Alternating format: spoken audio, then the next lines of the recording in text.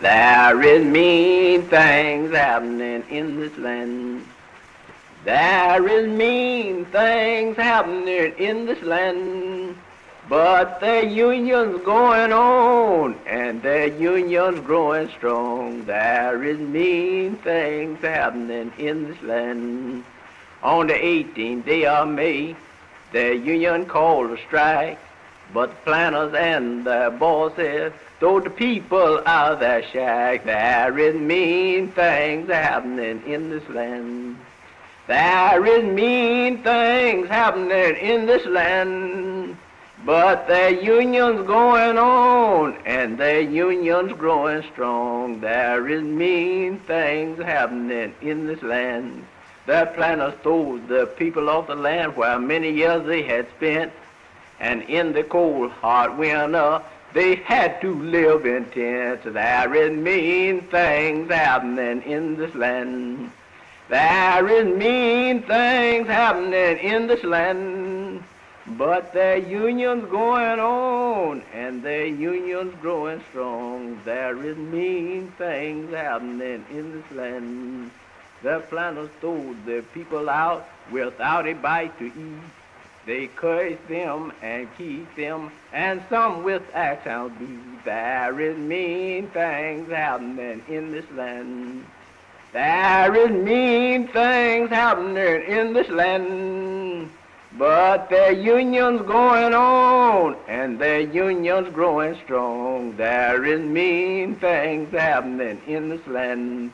The people got tired of working. Welcome. How's everybody doing? David here with this week's Griscom stream. That was John L.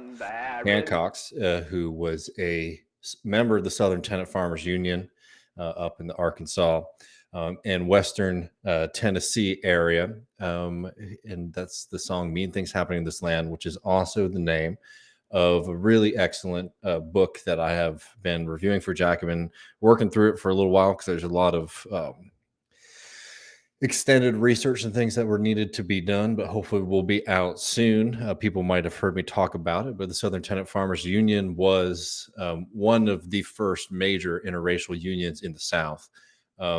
A union that wasn't just interracial by accident, in fact, breaking the system of segregation, fighting against the attempts of the ruling class to divide working people, to divide whites against black folk. That was a governing plank of their platform. And they were people who were at the very bottom of society, tenant farmers, people who don't own any land, people who not only don't own land, oftentimes were living on land that was owned by their boss, which puts you in a very, very difficult situation if you're trying to go on strike or fight for better pay or better wages. And yet, against all of that, we're not even mentioning the fact that the government, the cops, all the power systems around them were against them. They were able to do tremendous things for working people. And H.L. Mitchell and all the folks in the Southern Tenant Farmers Union are people who are a true inspiration to me and should be to all of y'all out there. So we got some, so anyways, the piece and the review on it will be out soon. But I wanted to, talk a little bit about some of the lessons for today from the Southern Tenant Farmers Union, and then also open it up for questions. So if you have any questions or things that you wanted to chat about that aren't related to this, get those in the chat now, because I'll come around to them in just a minute or two. But maybe just to sort of set the tone, I wanted to talk a little bit about the life of H.L. Mitchell and the Southern Tenant Farmers Union. For people who aren't familiar with tenant farming, that was a system that basically popped up after the end of the slave system in the South. You had all of these big landowners who still owned a lot of land, and they still wanted to harvest and collect capital from that land, but no longer were they able to enslave people to do it. Most people probably are familiar with like the sharecropping system, which is something that comes out directly out of slavery, where a lot of the people who were freed slaves continue to live on the same land that they were enslaved under, but they were paid a wage. And I put that in quotations because a lot of those people were indebted to the former slave owner, and they weren't able to leave because they were in debt. They weren't able to basically get ahead, right? They were continued form of slavery, basically without the legal justification of it. It was a system of debt peonage. Um, the tenant farming system develops when you have these large landowners, and they had people who were tenant farmers, people who were living on the land, working the land, and similar kind of things. So you had people who were in debt to the stores around there. You had people who were in debt to the landowners, and these were people who were not getting paid fair wages for their work, across the board, right? Brutal stuff. And you just lost a certain kind of freedom. And this was a system that employed both white and black workers, and particularly in the Western South, right? In states like Tennessee, in states like Alabama, in states like Louisiana, in states like Arkansas, where a lot of this fight happens. Those privileges and powers of the bosses were defended brutally. The Southern Tenant Farmers Union was a union that was founded on the idea that if you create a union that is just white, then it will be very easy for a boss to come and say, "Oh, we'll just hire black people to take, to fill those positions. We'll pay them less." Or the other way around. If you had black workers who try to form a union, you just bring in other white labor to break the strike, to break the power of organized labor. So the interracial component of the Southern Tenant Farmers Union was not just something of moral strength, but it was also something of organizational strength for them. And this became a really, really big deal. People, I don't think, understand the scope and the scale of a lot of these strikes. So you saw workers getting together, and the organizing efforts spread like wildfire, particularly in the state of Arkansas. And you saw a massive mobilization of people joining the Southern Tenant Farmers Union. They paid dues. Some of them weren't always on time. Some of them, were maybe more paper members than up to date on everything. But these were people who showed up when push came to shove. And it was really incredible for multiple reasons, right? One, because of the direct fight with the landowners. But two, because in the South at this time, if you were somebody who was trying to do organizing work, especially if you were somebody trying to do organizing work with black people in the South, you were going to have the cops and the legal system and the government on your neck immediately. But the fact is, just like the fact is in all kind of socialist politics, there are way more of us than there are of them, right? The people who hold power in the society. So you saw things like the KKK, which formed organizations called the Night Riders, who would go up and they would threaten people and they would shoot people's houses and in certain cases murder folks. But because you had this large organized and mobilized force of the Southern Tenant Farmers Union, if there was ever an episode like that, tenant farmers would show up in mass. If racists and members of the KKK were harassing and threatening and trying to murder black people, you would have white members show up, for example, at a union meeting, and that would sway and make the racists and the KKK members fearful of all of their attempts. And if this was only the story, it would be exceptional on its own. But where this really gets hot, where this really becomes a real fight, is with their fight with the FDR administration. So during the Depression, there's something called the Agricultural Adjustment Act, which was a federal government policy that was telling certain farmers, certain industries, hey, leave your fields, don't grow anything, and the government will pay you. Well, there's a big problem in the Southern system because the vast majority of people who are working in that land are tenant farmers. And even though there were provisions and requirements from the federal government for those big landowners to pay some of the money that they were getting from the federal government to all those people, they weren't getting it. So you had a double fight where you had to fight the racist and reactionary governments of your home state, and also try to fight with the FDR administration, somebody very famous. So there's a lot of kind of revisionist stories about him. Henry Wallace was very influential at this time. Somebody that they had to sort of, H.L. Mitchell and members of the Southern Tenant Farmers Union sort of had to fight to say, hey, we're not getting the money that's being promised to us. These fields are being left. These people don't have work, and now people are being evicted. People don't have any livelihood. People are starving. There's a huge fight to try to get this money. There's a lot more I could go into the stories, and I want to sort of save it. I'm sure we're going to do a more in-depth segment on Left Reckoning and obviously the piece coming on Jackman. But I wanted to take a couple of lessons that are a little bit more holistic than just sort of like telling the stories of the Southern Tenant Farmers Union. One thing that was really important to the Southern Tenant Farmers Union was doing education, not just education in the sense of political education, like what we talk about, but making sure that members had the ability, people who didn't know how to read, try to do adult education courses to teach people how to read, people who could read, not just introduce them to socialist ideas, not just to introduce them to important texts of the labor movement, but to introduce them to the great texts of literature and poetry, and allow people to engage in that kind of intellectual life that the capitalist class, the ruling class in this country and in countries all across the world, deny everyday working people. And this was an important aspect of this movement. It was an important aspect of the socialist movement in the early 20th century. And it was an important aspect of the Southern Tenant Farmers Union. And I bring all this up because there is this kind of crass anti-intellectualism that you see in left movements today, right? Where people say like, oh, well, reading philosophy, understanding history, being able to engage in political theory, that's something that's not for everyday people, because everyday people, they would never be able to understand it and it's boring to them. That's not true. And to continue to actually play a role in supporting those positions of the ruling class, right, which are trying to deny people education in this country today, right? Look at the state of underfunding in public education in this country. To back then, where people did not have access to schooling the way that we do today.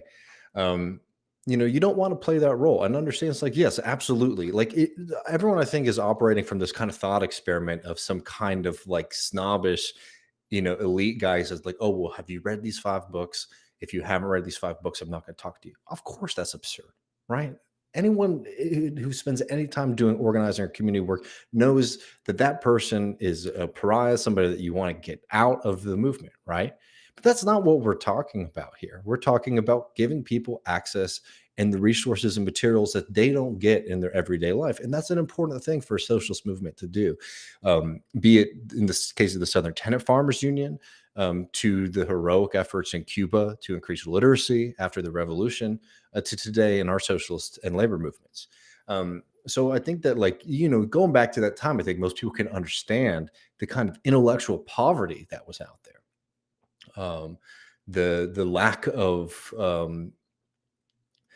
of resources for people to educate themselves, the hostility of the state to provide those services to everyday working people. And understand that, back then in the 20s and in the 30s, socialists were saying, no, this is our responsibility, right? And they were literally fighting against like the KKK and the state government and the federal government at this time, right? They had enough fights, but they were also saying, in the evening, we're going to have adult education programs as part of our socialist movement.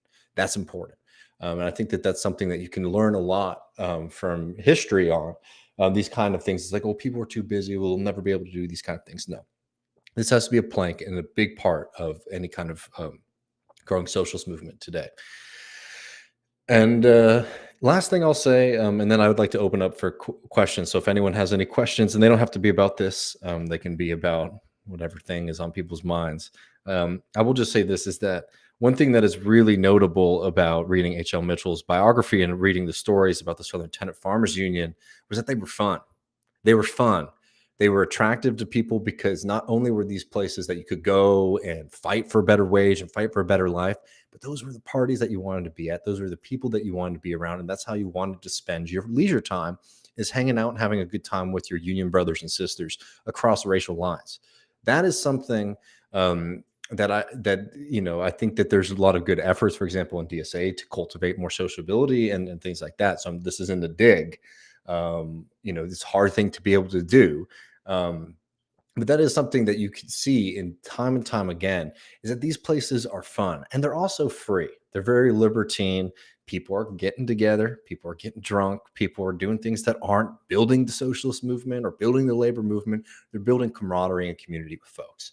And that's one thing that is like very notable when you're reading, somebody like H.L. Mitchell or Mazaki's autobiography as well. We had Paul Prescott on the show to talk about this too, is that people were having a lot of fun. And sometimes you get this kind of, you know,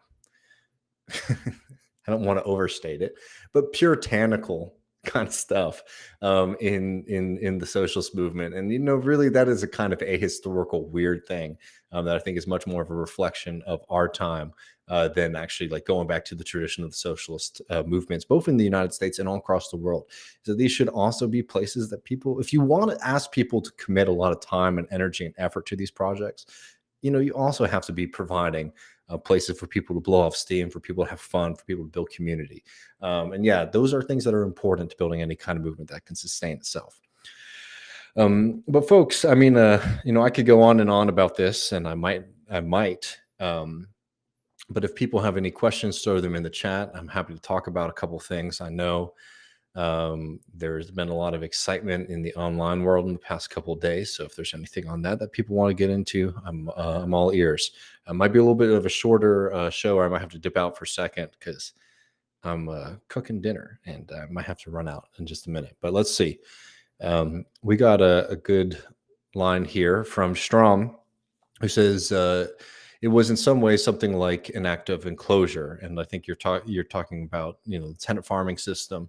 And he also says, if you want a good laugh, look up Cotton Ed Smith. I'm actually not familiar with them, but I will check that out later. No, I mean, like the thing about the tenant farming system in the South was that it was a weird system, right? Because it's very archaic, right? It was a system that developed out of the kind of plantation economy that dominated the South in the early 19th century.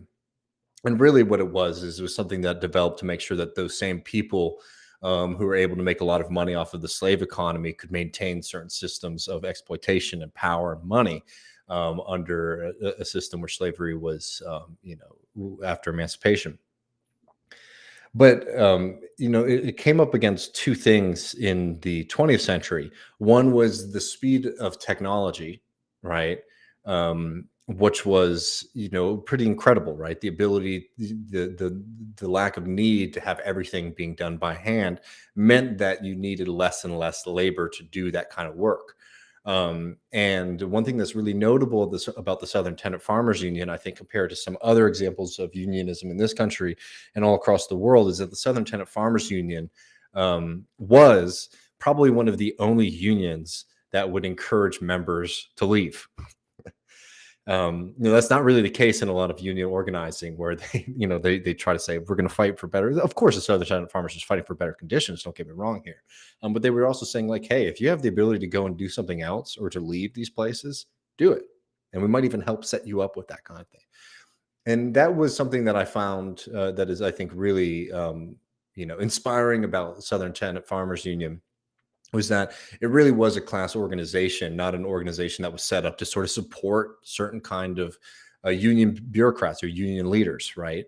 They were saying that like, hey, it would be a good thing if the tenant farming system ends. We want these people to be taken care of. We want these workers to have a future, right? And they were fighting for all sorts of things like collectivized farming, cooperative farming, and things like that for people to get out of that system. But it wasn't a union or a movement that was actually trying to maintain that system.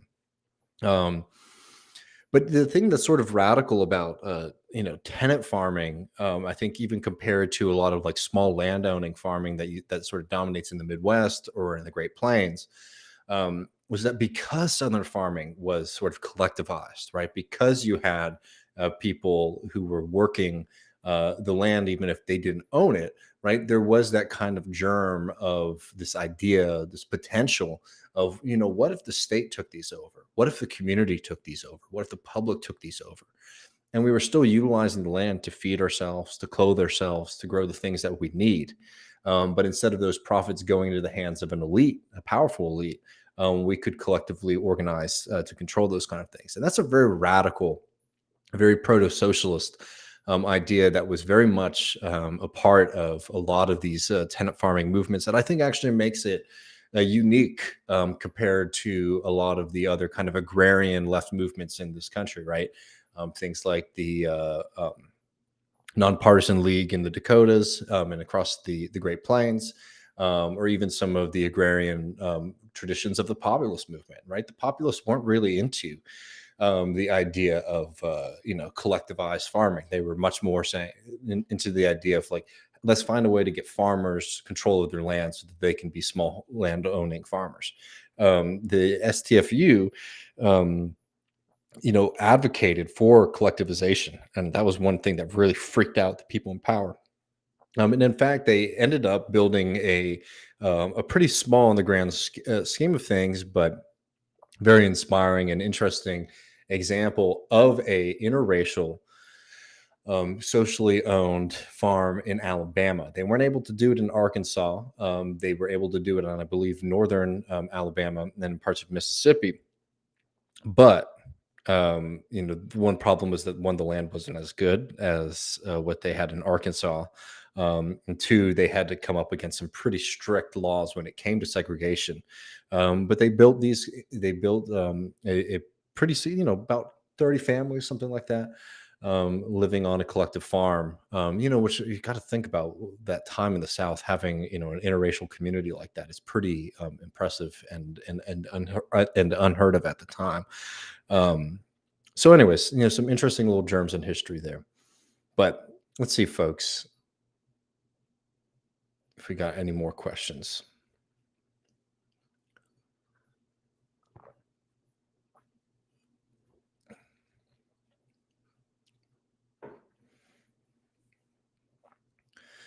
We got a local farm expert on this too. And for people, if you don't want to talk about farming or Southern Tenant Farmers Union, as interesting as it is to me, and should be to you, feel free to throw in a chat question about anything else too.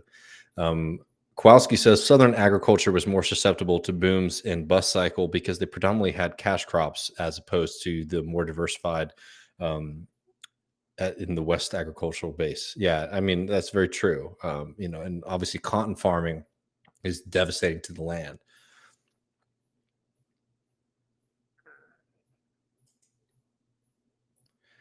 Ian says sharecropping was a preference of farmers versus wage employment. Well, it ends up becoming wage employment later. The sharecropping system gives way to the tenant farming system later.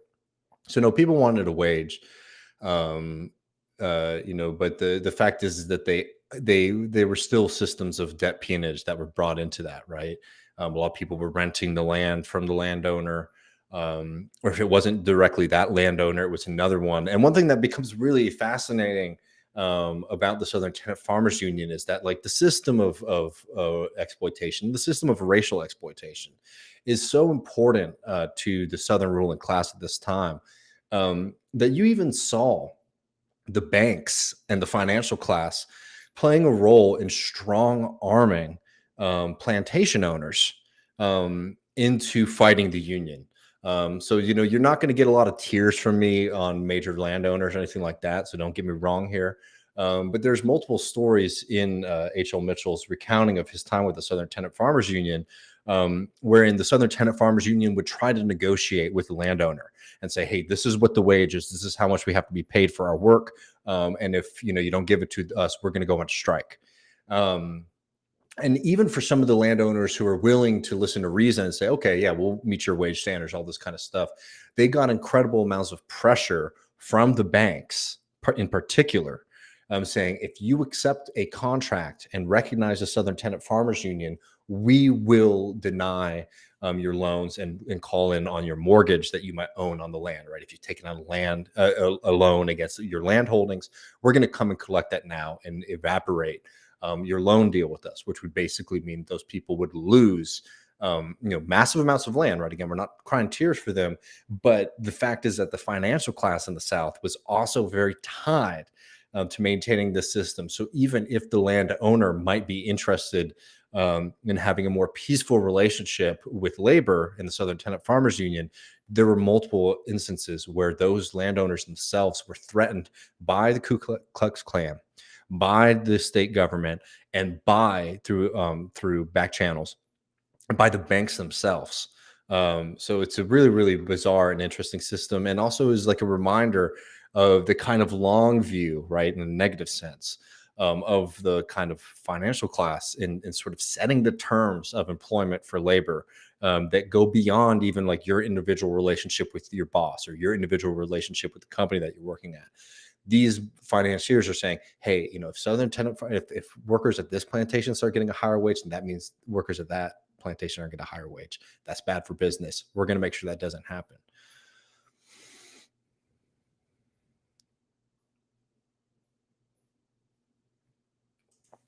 Glass Shank says, you probably addressed this already since it's a bit old, but do you have any thoughts on Billy Bragg's response to rich men with a focus on unions as solutions to the complaints in the original? I have to admit, and sorry, just laziness on my part, I didn't end up listening to the Billy Bragg song, so I don't know. But I like Billy Bragg, and I think that it was probably a good way to interact with that moment.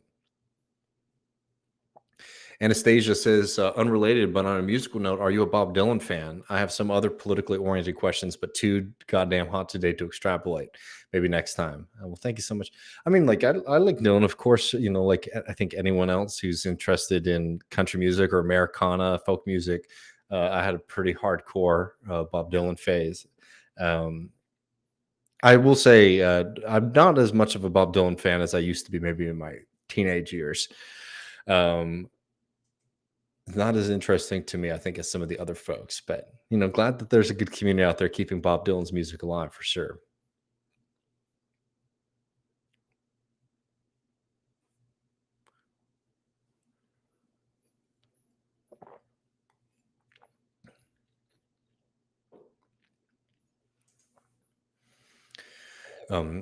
Ilurda, I think I got it right. Thank you for the phonetic spelling. About my little brother again, I took your advice from the last stream. Approached my brother with, and his response was telling. He sees comic book readers like Bible thumpers. Yeah, I think that there's I mean, so if I'm remembering correctly, and for people who didn't watch last week's stream, we talked about Rolada's brother, who is like interested in things on the left, but they sort of want to get most of their information from political YouTube and things like that. If I'm getting that wrong, I apologize. And I had made the point, which is one that I'll make time and time and again, that in any political movement, if you start to create what you might call like a Brahmin class, right, which is a fancy word for a class of people who are the knowledge, the knowledge folk, right? The people who think for you, the people who understand the things for you. You're doing a disservice to yourself in the movement, right? Because you were literally giving away power to other people. So look, I mean, if that's their response to it, I think that, when it comes to giving anyone particular advice for arguments that they're having with loved ones or friends or things like that, there's oftentimes other context, and there's never going to be a silver bullet or anything like that in a kind of argument. But what I would say here is that, like, look, if you think that you want other people to do your thinking for you, I think that you're doing yourself a great disservice. And that's sort of all that you can say on that, frankly.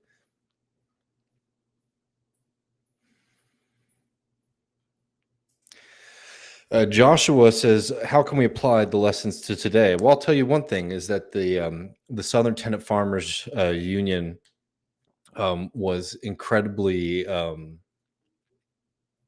rooted in their class. And what that meant is that, like, while there were the aspects that were maybe more radical, that went beyond things like higher wages for workers and things like that, they were rooted in the everyday struggles of the people around them. And what that meant is that a lot of their interventions were about things like, how much do you get paid for the cotton that you pick, right? And yeah, in the organization itself, there's work of political education, things like that. But at the level of politics, it was very much rooted in the kind of direct self-interest of people. And I think that that's one thing that we got to get better at. Two, I think that there's a courage, there's importance of courage and being brave. It's a very easy argument. We all know the immorality of this argument, but it would have been a very easy argument to say in the South in the 20s and in the 30s, hey, you know what? It's a big enough of a fight to take on the state government. It's a big of enough fight to take on the plantations owners, the landowners. Let's not mess around with trying to challenge segregation, right? That would have been, that is very clearly wrong today. With hindsight, But you can see how some people might say, oh, practically, we're just going to avoid this because it will inflame too many people and will create too many enemies and will put too much of a target on our back. The courage of people to stand up against injustice will never cease to amaze you. What you have to do is you have to give them a viable movement and a viable strategy as to how they can achieve these kind of things. And I think that that's one lesson that you can really get from the Southern Tenant Farmers Union, is that they said, we're going to take on the segregation system, we're going to take on this racism, and we're going to take on the plantation bosses. One, because it's right, and two, because they derive a tremendous amount of their power from these kind of things. And I think that being able to have a little bit of confidence in people is something that you can take from that movement. Vibe Train says, what is your opinion of David Pakman and his role in left media? I know you talked about him in a recent video. Yeah, we talked about David Pakman in regards to Cornell West. One of the things that, we were talking about then was, David Pakman's, position, basically, that, Cornell West is unfit to hold office, right? Which I find to be pretty laughable. I think it's very, reasonable to say that, like, I don't know if there's much chance of this winning, right? I think that, like, again, as somebody who supports Cornell West, that's generally my position, is that, like, look, that's somebody who's an easy vote for me. It's very easy for me to support somebody like Cornell West. I don't see that this campaign as it exists right now has the legs to win. That doesn't mean that I won't support it. But I also don't think that it's good to tell people bedtime stories about what is sort of coming around the pike. So there was that. And then there was this kind of endless fear mongering about, Trump. And, like, Trump is, like, the embodiment of an incredibly worrying and scary right-wing movement in this country. Is a movement that I don't think that you're going to be able to put to bed by thinking that the role of progressives, not to mention socialists, and Pakman doesn't, to his credit, doesn't claim to be that, right? Which is good. I think it's a problem that there's a lot of people in left media who claim that they're socialists and they're not, right? They might be leftists, they might be progressives, but they're not socialists, right? They just, and I think that's an issue. I think that I prefer people who say, hey, this is what my politics are, versus this endless confusion that we get out there of people who now claim say that they're socialists and effectively are just progressive Democrats. I don't think that that's good for the movement. I think that that's unhelpful, right? But when it comes to Pakman, I mean, look, what does Pakman do? Pakman is going to, fearmonger and make talk about Trump, right? Which is not unreasonable to do. Very correct. Trump is a big threat. And then support a literal Christian fascist movement in Bolivia that overturns the elections of a government in Bolivia, right? We're talking about Evo Morales, right? Evo Morales wins an election in Bolivia. The right wing starts saying, oh no, Evo stole it. There's no way he could have won. The United States plays a big role in sort of supporting the far right in this coup. And then you see literal violence in the streets. You see members of MAS, the Movement for Socialism in Bolivia, being beaten in the streets, being harassed, and being beaten. And I find it really rich for somebody who supported that, right? Somebody who, took that position that Evo Morales cheated in the election, which he didn't. An election that he won very clearly at this point. It's true. And I think that one thing that, as we said in the show, if you watch Michael Brooks' show coverage of it, we knew the day of the election that Evo Morales had won. So it's not one of those things like, oh, in hindsight, now we have all the information. No, from the very get-go, there were plenty of reputable voices saying, hey, it looks like there is a coup going on right now. The media in this country played a role in sort of supporting the erroneous idea that the election was stolen. But from the very get-go, there are plenty of people on the ground. There are plenty of people in the English-speaking media who are saying, hey, this is not true. And what's happening right now is a coup from the far right, which can't win an election outright in this country. I find it to be very rich from somebody who, was willing to play that game with, when it comes to Bolivia, lecturing us about how to fight the far right movement in this country. There is an entire media operation that exists on the left, and it's not just Pac-Man. There's a lot of other figures on it whose role is basically to say, "Hey, I support things like Medicare for all, right? And I supported Bernie Sanders." And my role in politics is to sort of say, "Here is the line of what's sensible, and here's the line of what's not sensible," right? And what they're talking about not sensible is not the loonies, not the weirdos, not the Jimmy Dores.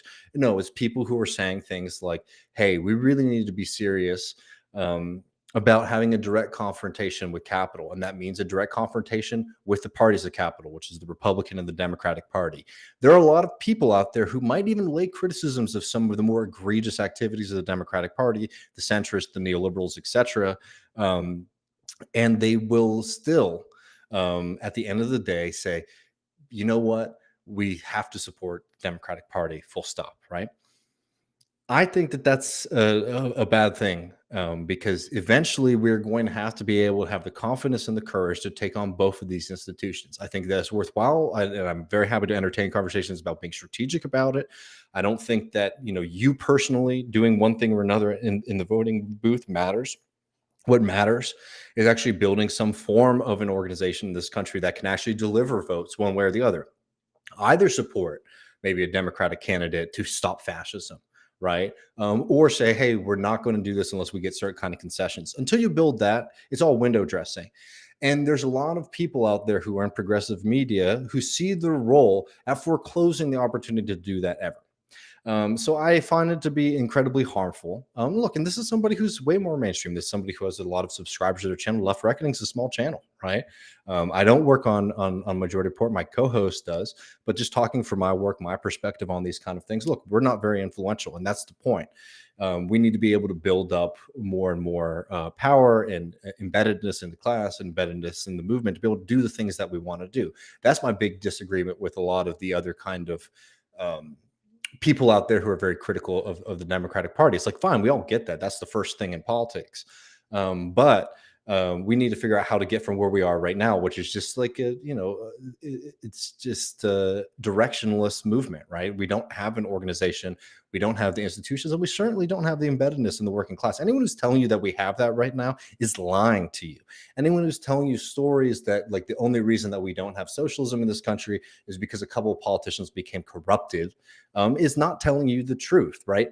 There's problems with a lot of those elected officials. We're critical of them. I don't think that that is even the pathway to building the movement that we need to. It's become very clear that a lot of the star progressive leaders in the House and even in the Senate, right, aren't going to deliver us to where we need to go. But what you have to be able to do then is to be able to say, okay, well, how do we get the movement that will be necessary to get us to where we need to be?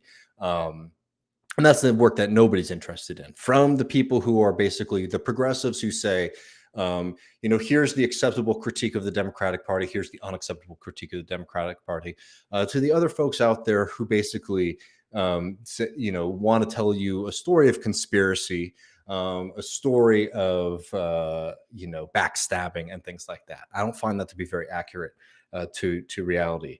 I know this is super unprofessional. I really do apologize. My fiance, I shouldn't even blame her. It's my bad. I'm going to be back in 1 minute. Just give me 1 minute. I will be right back. Super apologies. Sorry, I've never done this before, but I have to run for 1 minute. I will be right back.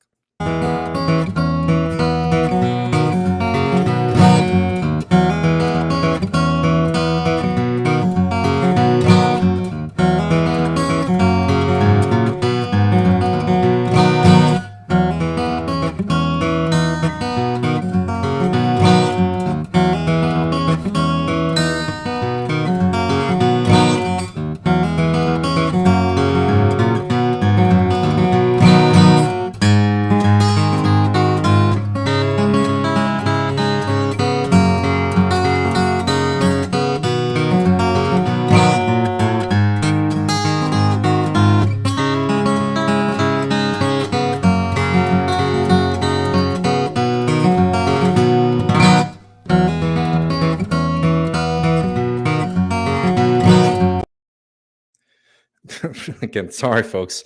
Apologies. Everything's fine, by the way. Nothing bad happened. Just I literally just had to take something out of the oven.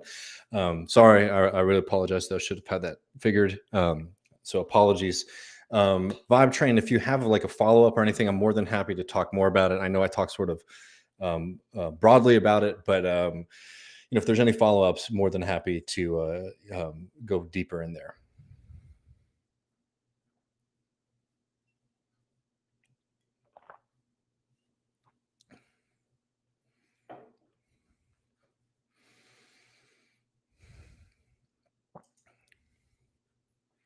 Political Pain says, "Hey Dave, any thoughts on the increase in anti-communism on the right? Even among the normie Democratic voters, I know they are tracking the increased level of vitriol and violence associated with anti-communism." I mean, anti-communism has been in the American lexicon from the get-go. It was something that even before you really had like communist movements. Like when I wrote my piece for Jacobin about the fence cutters, right? This is something that's happening in the 1870s, 1880s.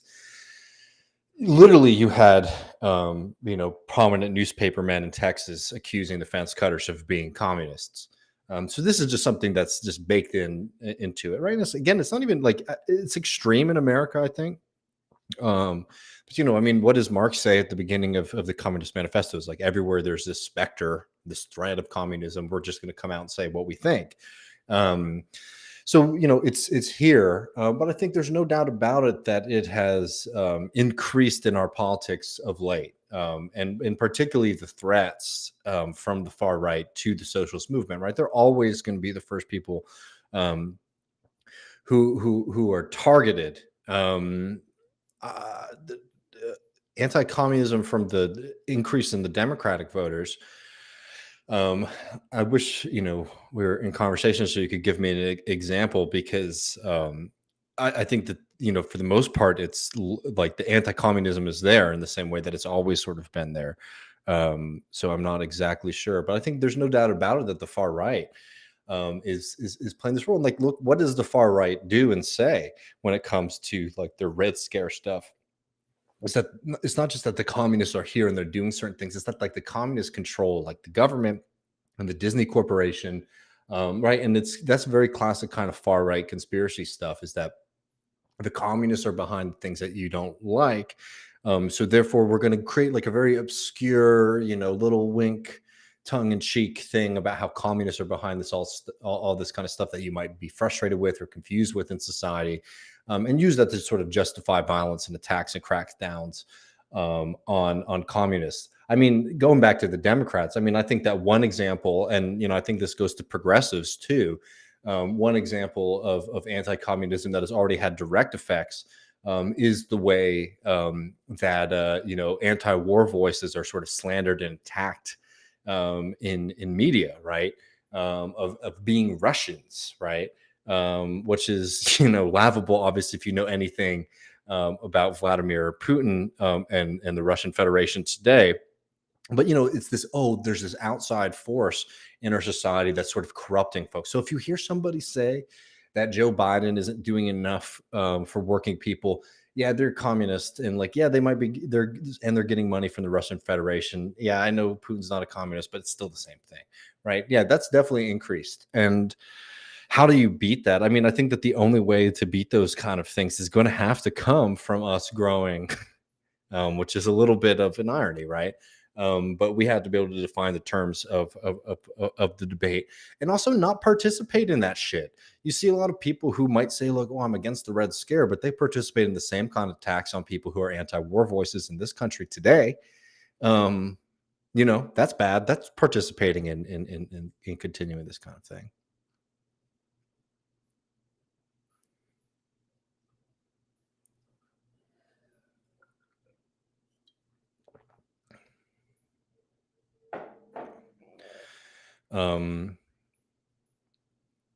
Joshua, it's always good to hear from you, friend. It says we need to popularize these working class Americana type stories.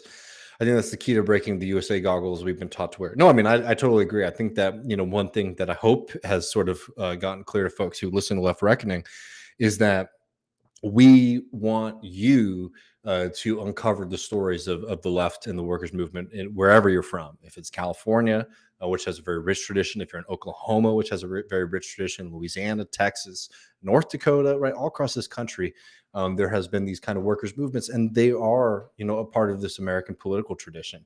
And I think that the best way Mike Davis has said it, Tom Atler, who writes a lot about Texas and the Texas socialist movement, has said it in his own way, is that I think one thing that's important to remember as socialists and people on the left is that despite the kind of pop understanding that, like, socialism never took root in America because of this, that, or this cultural reason, right? Oh, Americans think this or that. No, the reason we don't have like a labor party in this country, the reason we don't have a workers' party, the reason that the Socialist Party sort of dissipated in the early 20th century in this country was not because there weren't a lot of people inspired and participating in those kind of movements. It's because they were brutally defeated, and not just at the ballot box, like brutal, like in Texas, right, like effectively made illegal, right? The state waged war on them, capital waged war on them. So it is your duty, in my opinion, to be able to uncover and retell those stories, because it's important to say, hey, you know what? I'm from this place. This is my home, and these ideas are from this place too. Because the people who were putting down those movements in the early 20th century this was their goal, was for people in 2020 to think that none of these things ever existed here, right? They wanted to salt the earth. So I totally agree. I think that's very important.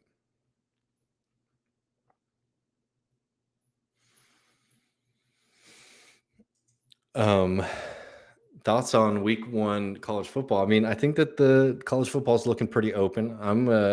I wasn't too thrilled with Texas's first showing. I think that they turned it around in the second half, and I'm looking forward to seeing them play Alabama on Saturday.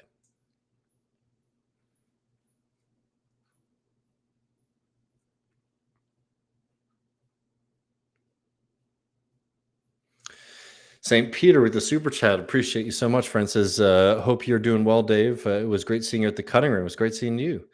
Keep up the good work, brother. Really appreciate that. Thank you.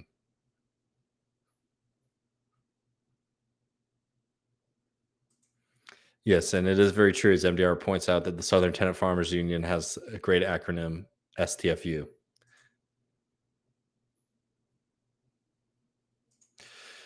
Well, share those, please, friend. I don't know as much about the Carolina system or the history there, but Strom McCallum says, I have some pretty good stories about my grandparents getting shafted by plantation foremen. They would underreport the weight of cotton picked by children. I mean, some of the most monstrous people you could ever envision.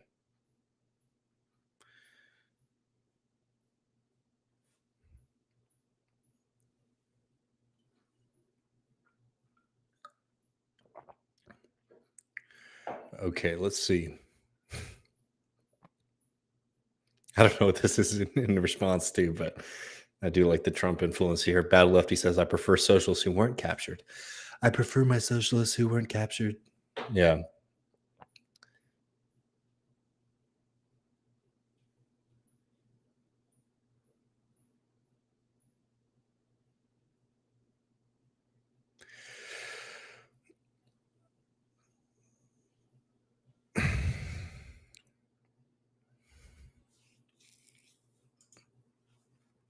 Autumn Leaf says, I accept Pac-Man for what he is, a pro-Biden, make fun of Trump and Mike Lodell guy. Expecting anything beyond that from him will bring extreme disappointment.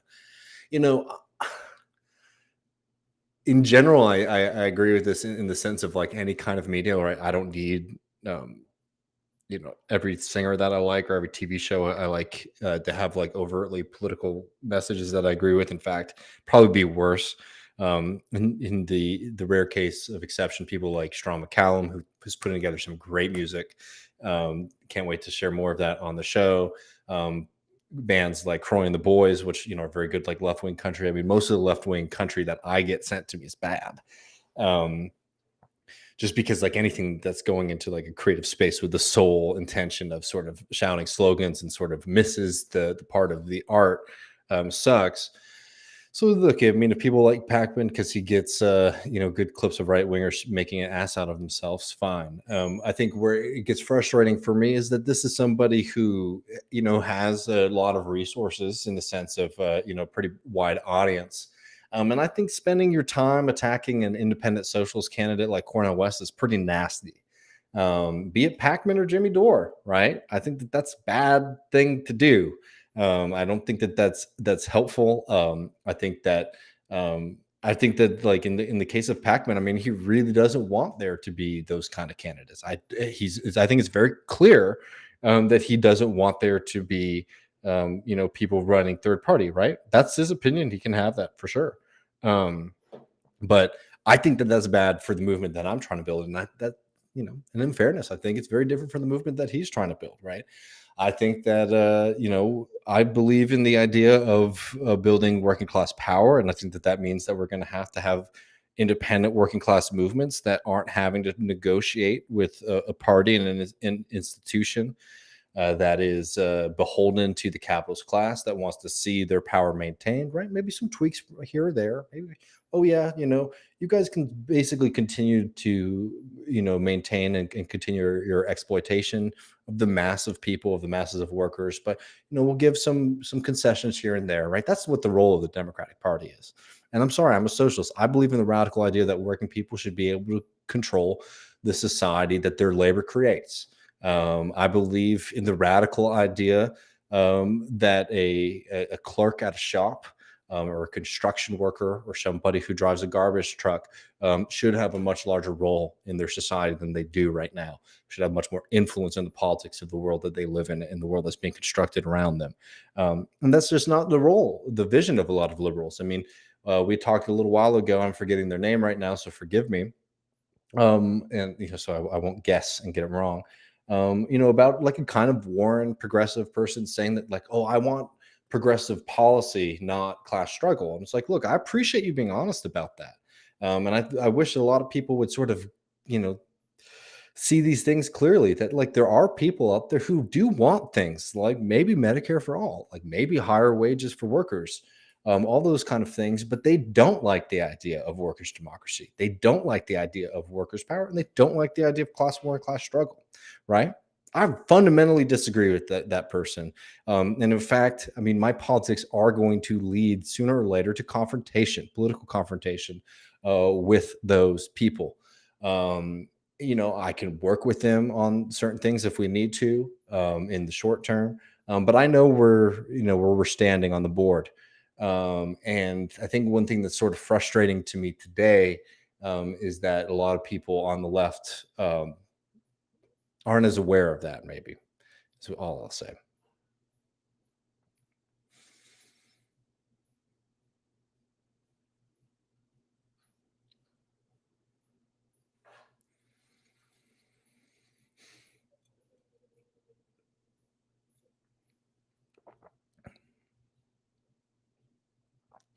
Thank you so much. I'm sorry again for running. Philip says, you're talking to leftists. We believe in workers being able to take breaks to handle their important shit. And it's not that important. It's just dinner, but I do appreciate the forgiveness.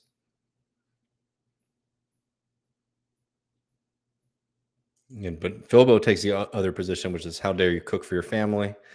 We're your family. Yeah, next time I have a barbecue, you guys can come. And I will tell you what's cooking. I'm on this new kick recently. People know that I do a lot of barbecue. I just moved into a new place, so I don't have all my stuff set up for that. But really good meal if you really want to like pinch some pennies and eat well.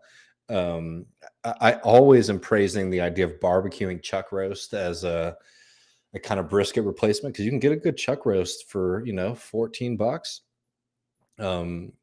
Right, so smoking that for 9-10 hours on the smoker, you can get a really, really good piece of beef from that. But one thing I've been really obsessed with lately is if you cook a chuck roast at like 225 for like an hour and 15 minutes, get it to like 110, 115 Fahrenheit inside, then you let it rest for a while and you sear it on both sides so it gets a really nice crust.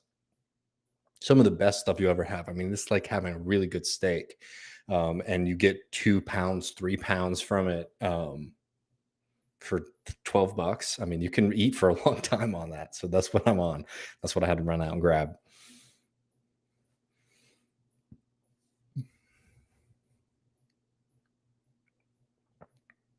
So, I mean, I'm happy to respond to this because this is what Stewart says. From what I understand, the leftist pro-Biden position is basically one of buying time to build more of the structure David was talking about, where right-wing presidency slides the United States further right. So, fair point to make. That is, I think, generally the position of those kind of progressives who see their role as sort of gatekeeping reasonable opinion versus radical opinion.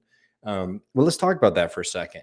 I mean, if you look at the comfort, for example, of the radical left movements in this country, in foregoing the Democratic Party, for example, in the early 20th century, to support people like a Eugene Debs, right?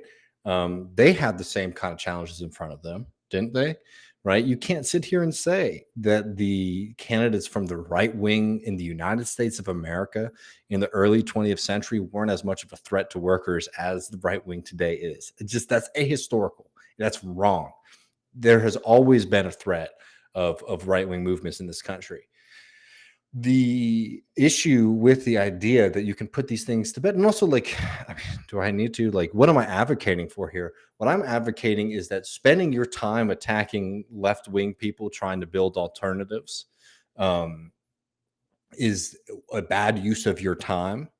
Is very different from me saying, I think that we have like a real shot of like having an independent candidate rise and become the president of the United States. I don't think that's in the cards right now. Just putting everything on the table. But this idea that basically one of the big problems that we face right now is that there is a left-wing part, there's a part of the country that is going to vote third party. Well, what are you talking about? You're talking about 3-4% of the country, right? That's not sizable. If we were able to develop something that was maybe representing, I mean, aspirationally, right, 60-70%, right, that's what we would want if we're building a real working class socialist movement in this country. But like, let's just be humble about it and talk like 10-15% of people are sort of supporting independent candidates on the federal national level. Then that becomes more of a player in these kind of politics. The point fundamentally about, the lesser evil voting or things like that is, one, I do not care what you do as an individual in the voting booth. It is not my role to tell somebody to not vote third party, whether or not they are in Texas or if they are in Pennsylvania or they are in Michigan. I think that job, if there are the people whose job that is to convince people who are on the fence about voting third party, are people who are members of or supporters of the Democratic Party. That's their job to win those voters, not mine. I think that it's a bad role for people who consider themselves to be socialists, right, to do this, right? I think anyone doing that is making a massive mistake. But also progressives who see the problems with the Democratic Party, maybe want to change it from the inside. Their focus should be on people like Joe Biden, who, as we were talking right now, is about to make people start paying hundreds and hundreds of dollars a month to furnish their student loans, right? Somebody who is seen in his term the dissolving of social benefit programs for people during the COVID-19 pandemic, right? Things that were incredibly popular, things like the child tax credit, things that were putting money in people's pockets that made a real difference in their lives. What has the Democratic Party done since they've come into office? They've been very happy to roll those things back. Very happy. Oh, yeah, well, the Republicans are doing. Who's fighting and who's not?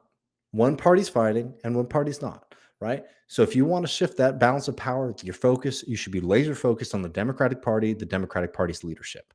But instead, what you get is a lot of people, some people with smaller platforms, some people with larger platforms, spending the vast majority of their time attacking somebody like Cornell West for daring to run in a democracy for an office that he is more than qualified to run for, has plenty of vision and capacity to be in that position. I think that that's telling, because here's the thing about the far right. The far right is going to be here in 2024, and they're going to be here in 2028, and they're going to be here in 2032. Do you know why?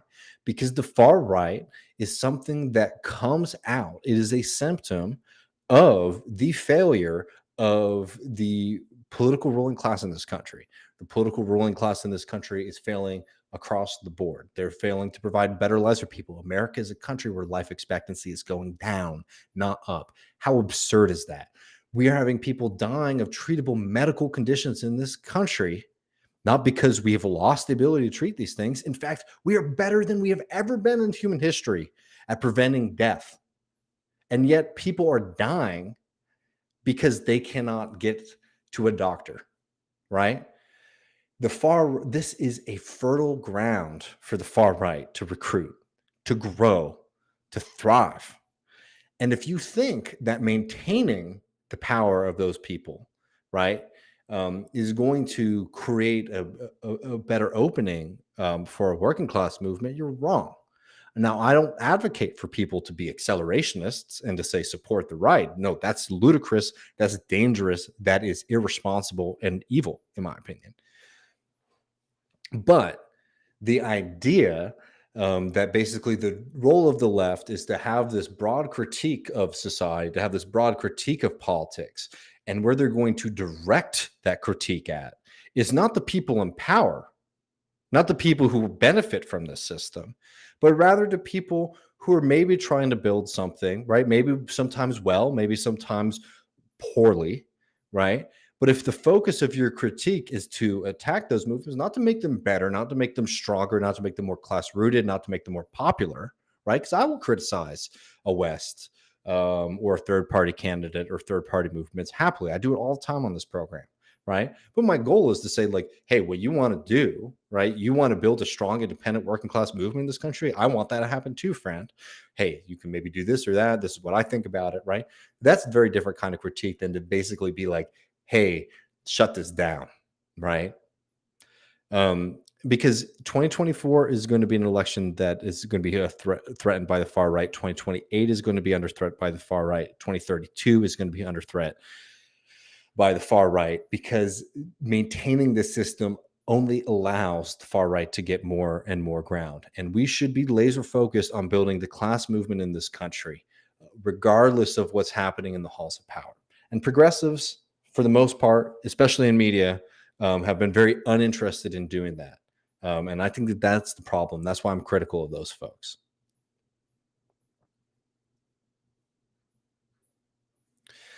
Okay, I know I'm behind y'all, so let me see.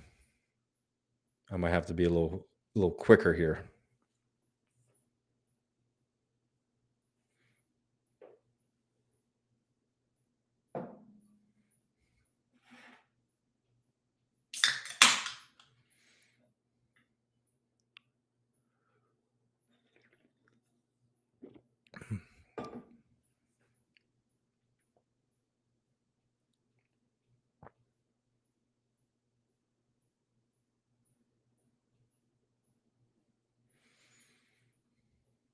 Okay, so sorry if I'm not getting to everybody's thing. I'm just trying to, I'm like about 20 minutes behind the chat, so apologies here.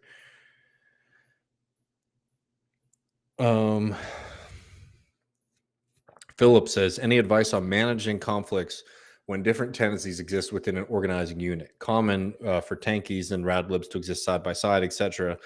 Presumably, you want to put those differences aside in pursuit of concrete objectives. I mean, that's it, right? I mean, you have to be laser focused. If you are, for example, at a shop floor, at a workplace, I mean, your number one focus has to be getting a better wage, better working conditions for your coworkers and comrades, right? That's what you have to be focused on. Same thing with the political movement, right?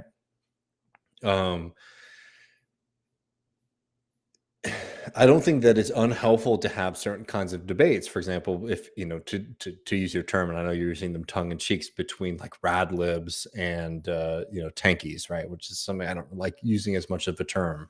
So let's call them radicals. I mean, obviously there are points where those fights are going to have to happen, and sometimes nipping them in the bud, having them early is helpful. But there should always be some kind of project that has some immediacy to it, so that it doesn't become the sole focus of what you're doing in any kind of political organization.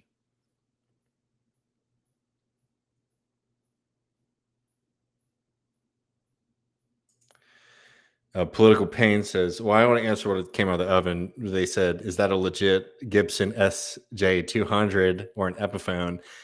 It is an Epiphone. I wish I had the money for an old school Gibson, but I mean that thing plays super nice. So very happy with it.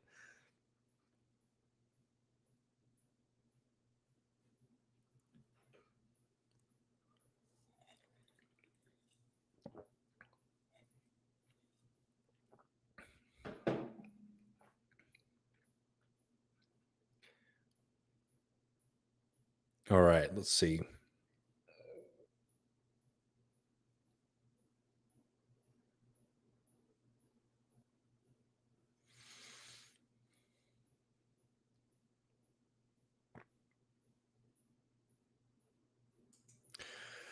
This is a great question from James. He says, David, in the midst of the ever increasing climate crisis, how do we direct our local organizing on long term goals without losing focus on global calamities? I mean, this is something that's really difficult. And uh, I think that, like, it's something that Leo Panich said, and I need to find the video, the lecture where he said this. I've been looking for it for a long time. So if anyone comes across it, please do send it to me. He only has a few on YouTube, so I'm sure it's easily findable. I just haven't been able to come across it. And this is something that like Marx understood, right? Marx very famously led a split in the Communist League. And said that there are members of our movement who think that if the workers do not rise up and lead a revolution tomorrow, then they should just stay in their bed. And he broke from them because he understood that the movement towards socialism is something that is going to be a long-term project. That doesn't mean that you can't gain power fast. It doesn't mean that you can't deliver major changes fast. But to undo the system of capitalism, to be able to really challenge the system, it's going to take not just a lot of work, but it's going to take time.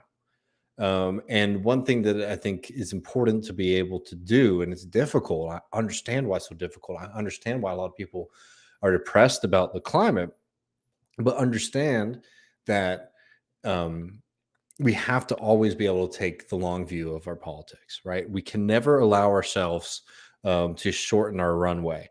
And that doesn't mean advocating and fighting for good environmental policy today. That doesn't mean continuing to fight for the things that we can win today. But you can get into really sloppy thinking when you get that kind of ticking time bomb thinking. And look, there is a reality to it with climate change, right? We do have to fundamentally change our society.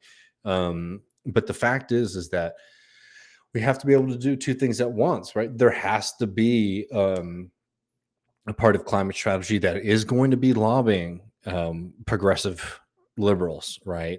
And hell, even like Republicans at a certain point to doing good politics and policy when it comes to the environment. It won't be enough, but that's what we have to do. And just think about 10 years ago. The mindset that we might have had 10 years ago about doing kind of certain kinds of politics with the mentality of the ticking time bomb thing. We always have to, like, don't ever let the capitalists make you lose the ability to think in the long term.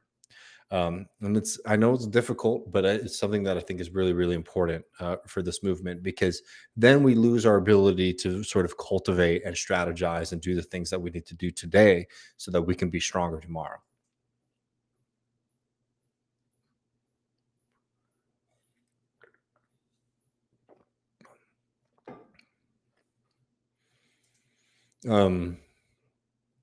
Megan Akonda says, "What's the point with the third party? Look at Europe; it's a mess. Plenty of parties who can't agree on anything." I mean, I totally agree. I think that anyone who sits here and tells you that, like, anyone who has like cheap electoral fixes to politics, right? Be it like, oh, we switched. Like, look, there are systems that I think would be better. I think a parliamentary system would be better, right, than the system that we have. Um, but I also think, as you're pointing out correctly, there are examples of these kind of things, right? And they don't necessarily lead to anything. No, the work is still the same, right? Whatever the conditions are electorally, whatever it's just the questions are with like the political system that you're under, the question is still the same. How can we mobilize a mass base of working class people to change their conditions? So this is one thing that's also a big problem with progressives, right? Oh, money in politics. Money in politics is a huge problem. It's absolutely a problem. I'm not denying that. But I'll tell you right now that if you put more restrictions on the legalized corruption that we have in American politics, the capitalists will still find a way to influence the people in positions of power. Until we have real representatives of the working class, and that won't happen until we have a real organization of the working class. um we will still be in the same kind of thing. So anyone who's like, if we had like a third party, for example, in this country, like all of our problems would go away tomorrow. It's like, no, the only thing that would change that is if we had a real organization of the working class, right? And that could be a political party, that could be an institution like the Nonpartisan League in the Dakotas, right? Or some kind of force that we haven't even conceived of yet.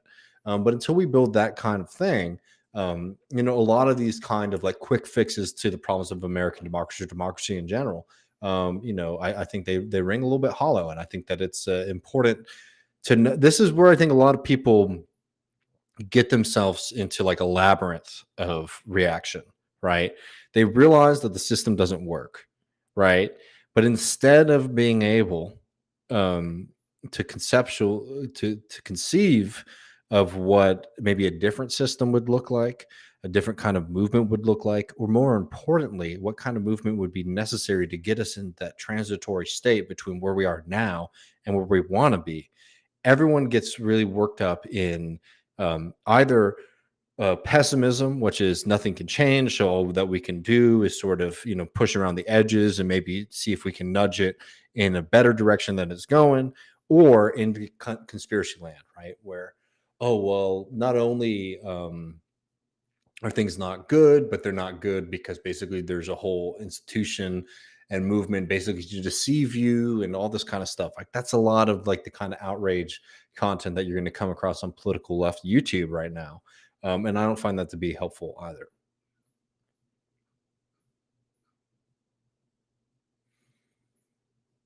That's a good question from the Vibe Train.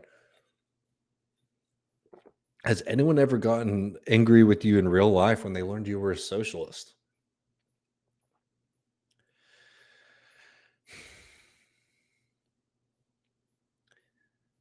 Not normal people. I mean, freaks. Angry is probably. I'm sure there's people who have thought less of me from it, or maybe discredited me, or not listened to me. Um, I have the privilege of being a pretty large guy, so angry in the sense of screaming or something like that. Yeah. What am I talking about? I mean, totally. I've known right wing guys who like have lost their mind at me, and I've lost my mind at them too. So yeah, I guess so.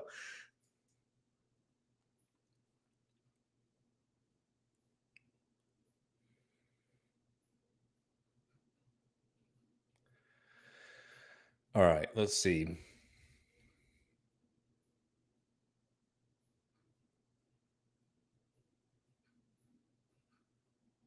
Maybe take one or two more.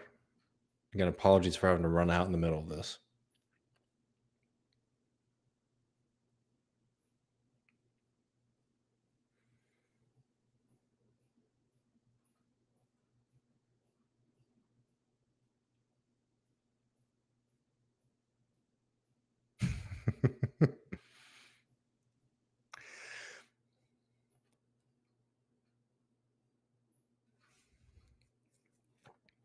Maybe next time, just a little help to me if people could put like at left reckoning at the front of questions.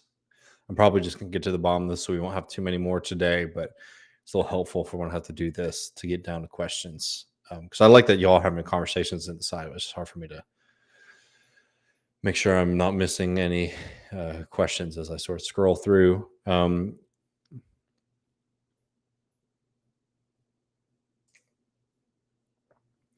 Our good friend Marcus, the Brazilian, says David, my argument would be that Cornell West would be more of a thorn on the Democratic establishment side if he ran as a Democrat. Also, maybe a better political return in bringing socialist ideas into the election. Running as a Democrat, running third party doesn't do. I hope. God, so annoying. The second part of your question is not showing up. But I mean, look, I mean, my comrade Bhaskar, and I'm forgetting the other person that he wrote with this piece with, said that, he thinks that Cornel West should have run in the Democratic Party primary. I think that Bernie Sanders showed that there's a decent amount of value to doing that. So I hear you, but he's not. I also think that, I think it's very clear when you look at the Cornel West campaign. As much as I support him and I like him, I don't think that this is a campaign that's really set up to win at this point. Which is sort of a big part of my ambivalence toward it, right? Where I say I support Cornel West, but we're not turning, for example, Left Reckoning. If Cornel West was running the Democratic primary, for example, Left Reckoning would turn into like a Monday through Sunday Cornel West machine. But the decision that he made, and the tactics that they're using, I think that they're really trying to play a role here, and I can respect it. I wouldn't want to have to run in a Democratic Party primary, so I can get it on a personal level. Cornel West decision. I think it's a fair criticism. I do think there is some value in sort of expanding the political horizons for people, in building movements that are independent of the Democratic Party. It's something I wish Bernie Sanders would have done. I'm not seeing enough of it so far from the Cornel West campaign, and I think that that's sort of one of the questions that, not questions, it's one of the tensions that I have with it. But also, frankly, I just don't think that we have a movement right now that can sustain an independent presidential run. So I hear you, but I do think. I do think that, the reason I go hard on this, the reason that what I've always said from the get-go when it comes to the West campaign is that, look, this is somebody I support. This is somebody who I'm very happy to vote for. I just don't see that there's a lane for victory. I don't think that it's right to sort of tell stories to the audience about what's going to happen or what's possible. But I think that one thing that's really important is to develop and defend the position of building independent working class movements outside the Democratic Party. And I think that while I don't think that this is going to deliver that, anybody who sort of sees it as their role to sort of strangle that potential, I find it to be a problem. And that's sort of where my intervention comes at this point. I mean, for me, the things I'm most focused on right now are the UAW potential strike, the labor movement, and building up a stronger Democratic Socialists of America, and supporting that movement as it goes through the times that it's going through right now, post Bernie presidential campaigns. That's where my focus is. It's not on presidential politics, because I just don't see a lane for our movement there right now. So that's that's the editorial decision of Left Reckoning. If that helps sort of respond to your question.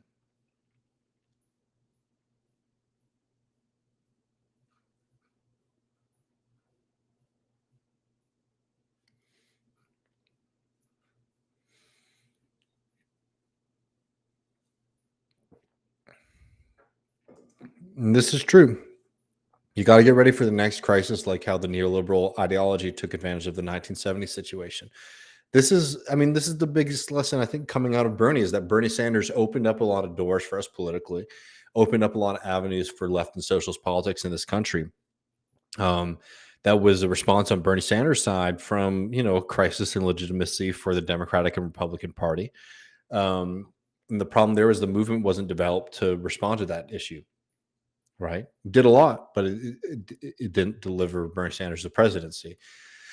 And I think the role of the people who are really engaged in the socialist movement right now should be trying to build up the capacity to be able to respond to these crises that we're experiencing today and we will experience in the future. And I think that most importantly, for people who do what I do, people who are in left media, I think it's building up the capacity. So that's why I go very hard on like anyone who says that you should never run against a Democrat, for example. It's not that I think Cornell West is going to win in 2024, right? I don't think he is. But we have to be prepared to make those moves. I mean, when we're talking, like, let's say we had something that was like, maybe we could like say we have like a 30 to 40% swing, right? Maybe that 40% is enough to win the presidential. I know this is like so feels so far, but this is the kind of thing that we have to be prepared to say no. We're not going to support the Democratic Party in this instance, right? And a lot of people sort of privately think those kind of things. And I think that, if you do what I do, you should be able to say, you know what? Even when you lose, you should be able to do those kind of things. And that's sort of where my position is at this point. Because the Democratic Party is never going to shift to being a workers' party. I'm sorry. You can say it time and time again, but it won't happen. Nevada, I think, is one of the most frightening examples of what happens. In Nevada, you had DSA members and you had members of the Bernie Sanders movement take control of the Democratic Party, doing the things that people who say don't support independent movements say to do. And what ended up happening? Well, the Democratic Party just created an alternate power structure in the state to undermine the state Democratic Party because they don't want those people to be in control. So it's not a fair game. And I think that, this kind of idea that they're going to play by the rules.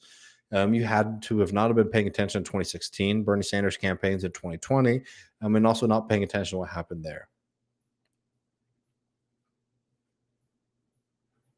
I'm surprised no one's asked me about Jimmy Dore yet, but maybe we'll just get to that on Tuesday.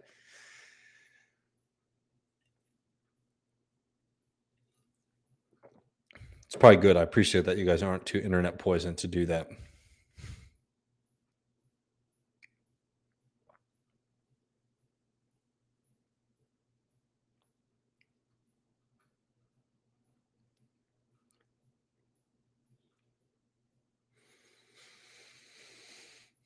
All right. I really do love doing these streams. So thanks everyone for tuning in. Our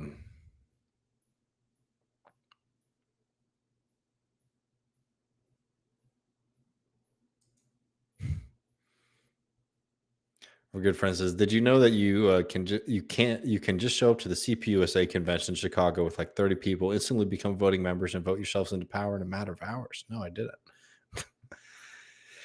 Fortunately, there are no quick tricks to socialism.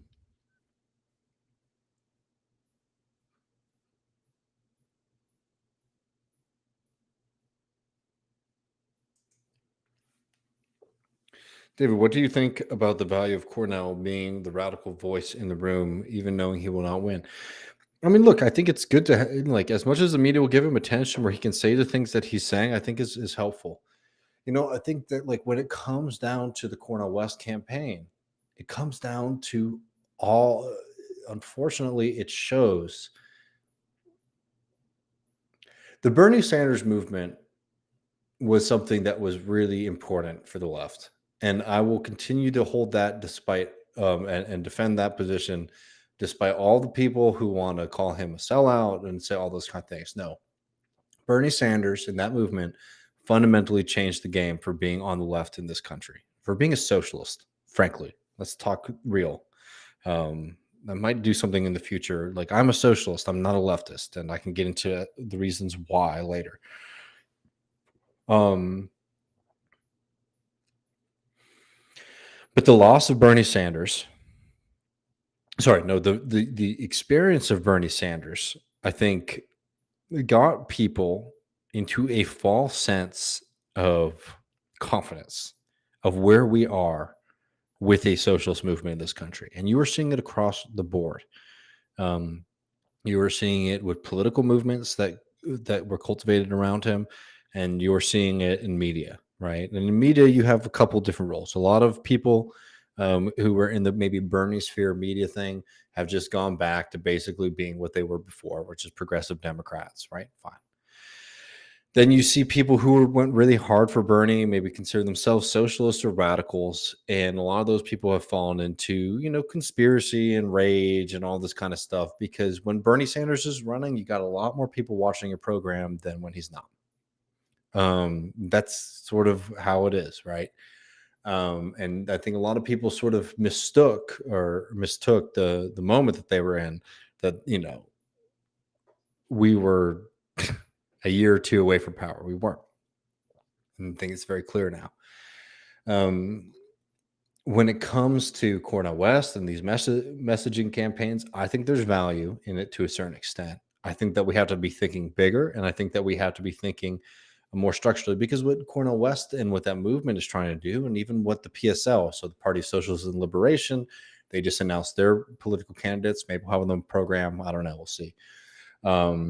And I don't say this to throw any shade on anybody. They've been putting candidates up for presidential elections. They put people for presidential elections in 2016 and before that, right?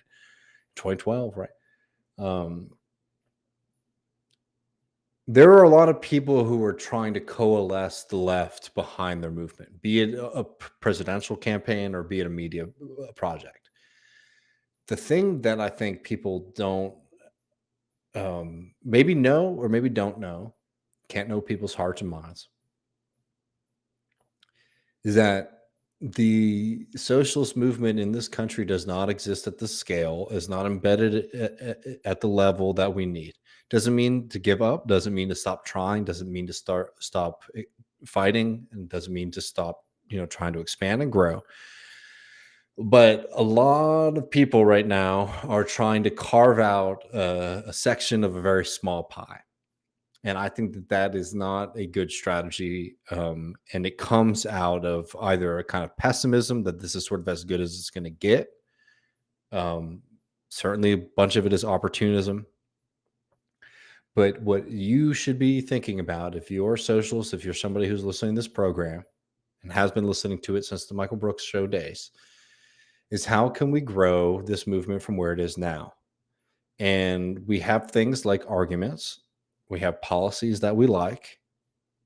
But what you really have to be able to do is to show people that participating in politics, that participating in movement building, that participating in organization is not just something that is good, but is something that can improve your life.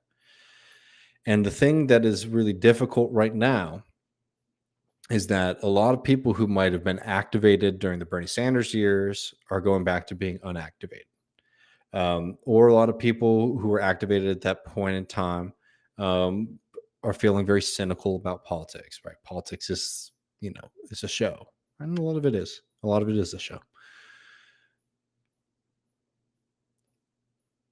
What we have to be able to do is to be able to be sober-minded about where we are. And where we are right now is, if we had like another Bernie Sanders avatar, we could probably put together, another impressive Democratic primary campaign. We don't. But I'd like to just say we do. Probably not that different from what happened in 2016 and 2020. So what we have to really be thinking about is looking at movements like the Bernie Sanders movement, but maybe having a longer view of history, and looking at movements that came from humble beginnings, that were able to cultivate not just a downwardly mobile, educated, young group of people, but a movement that can get the everyday people, and we're all everyday people too. I think that it's not helpful to think about this movement as something that is outside of the day-to-day functionings of the system. You are a part of this country and this globe.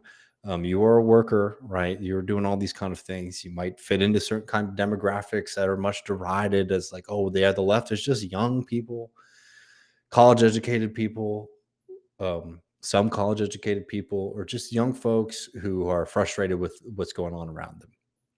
Those people, y'all are real. We're real.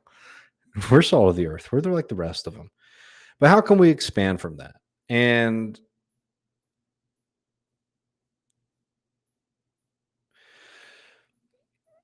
being able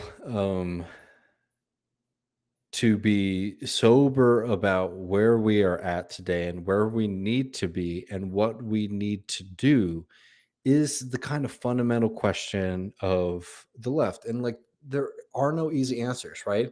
The laziest one is like, oh, what if we mirrored the right a little bit, right? That's the MAGA communist wackos. That's a lot of the Jimmy Dore stuff.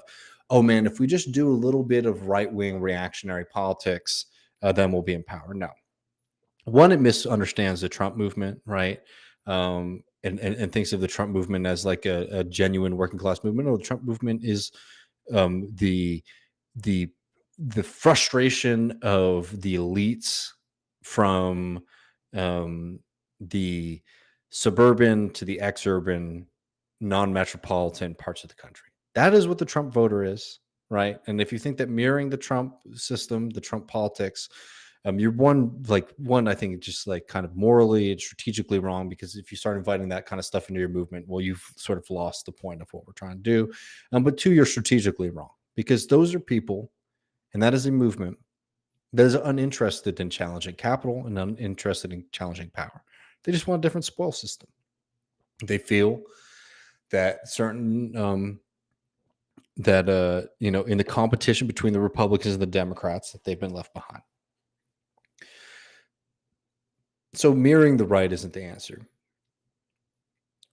Going gung ho on the progressive left politics, right? The politics of the upper middle class, that is now becoming more and more the base of the Democratic Party, is not the answer either, because those people stab a socialist movement in the back the first chance that they get.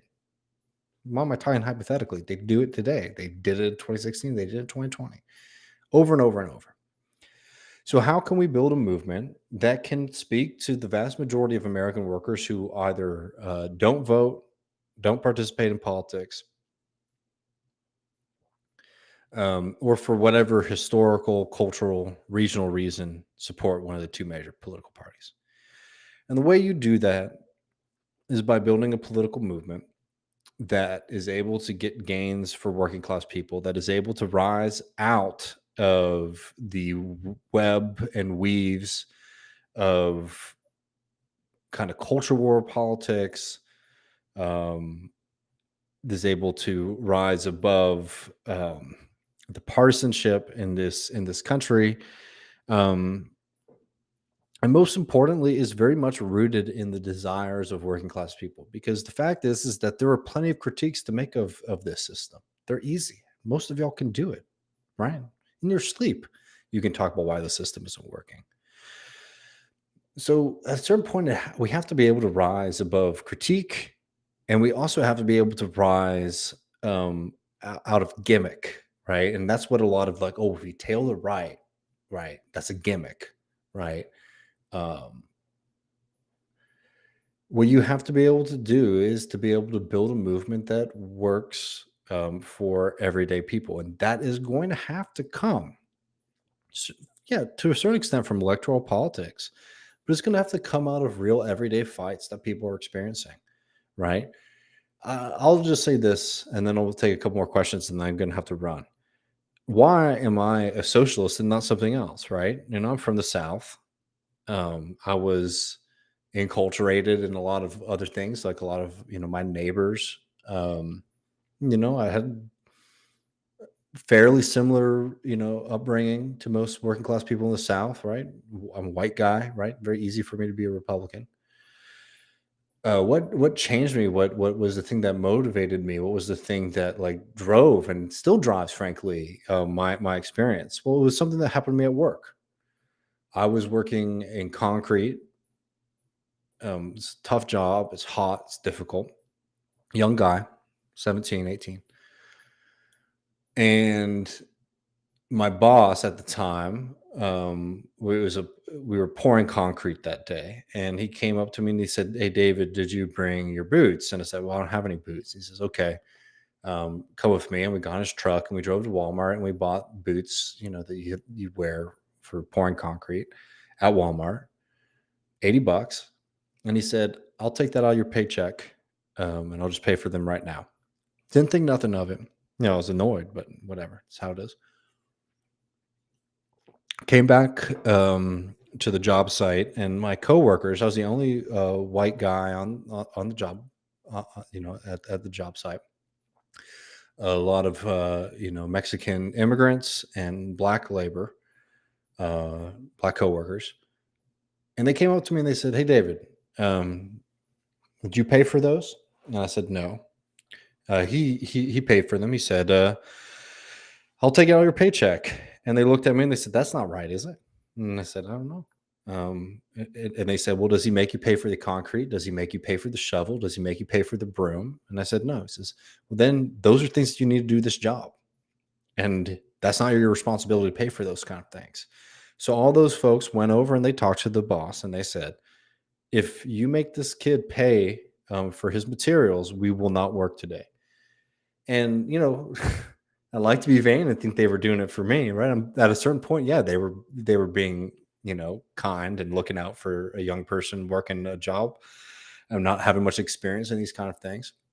But they're also looking out for themselves, right? Because um, if I'm starting to pay for my own materials, what makes it hard for him to start making them pay for their own materials, right? There was a self-interest there.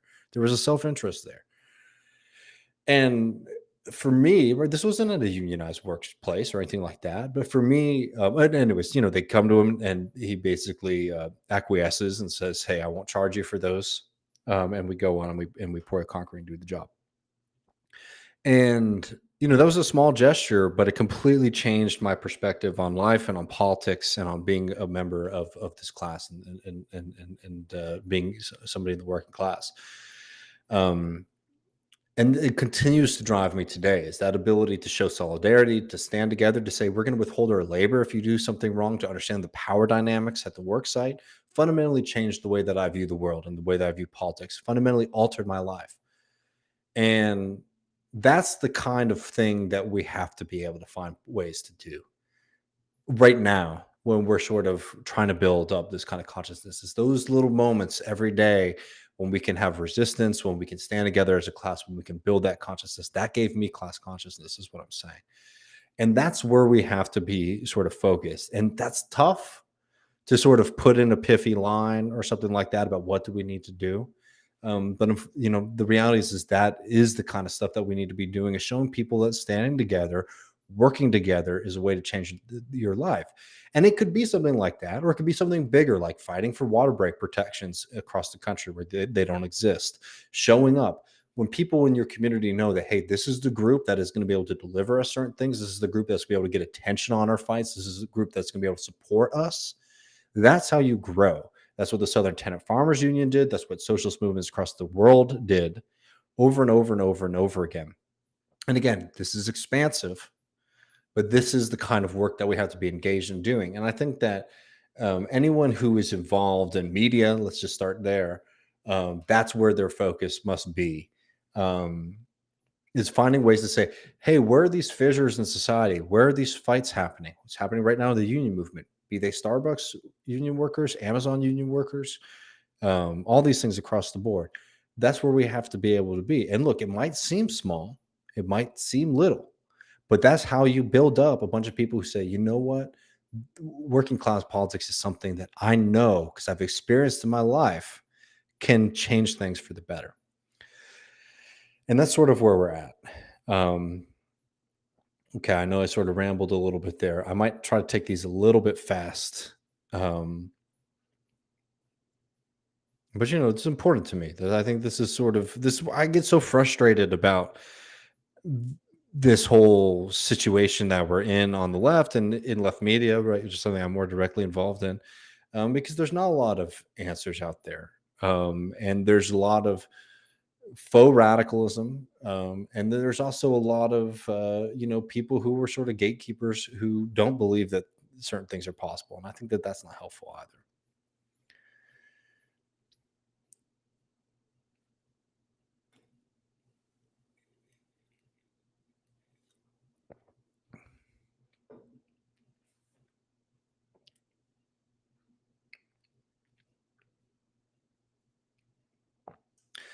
Kowalski says, have you experienced change the atmosphere? Visibility in Nebraska is down to 3 miles. Been awful with my allergies. How does this not scare our leaders? Beyond me. Yeah, we've had awful air quality in Texas and Austin in particular.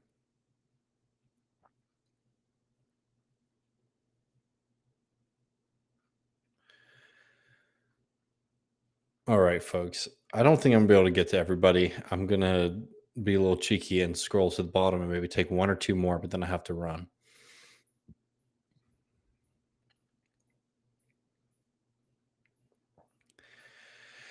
That might be it. Actually, folks, I appreciate you all. I'm sorry if I didn't get to everyone's questions. I know it's been a little up and down of a stream, but appreciate everyone so much. This weekend, Sunday, for patrons, we have a really great in-depth conversation about the nonpartisan league in North Dakota, which is able to do tremendous things. State bank, state-owned industries, all by building up a really strong class-rooted organization that focused on a narrow set of interests, but was able to grow and cultivate power in North Dakota and then expand it across other places in the Great Plains. Obviously, Matt was very happy to have that conversation, something a little bit less Texas focused, and I was very happy to be there. So that will be up this Sunday for patrons. We'll have much, much more on Tuesday, everybody. And until then, have a good weekend. Take care of yourself and see you soon.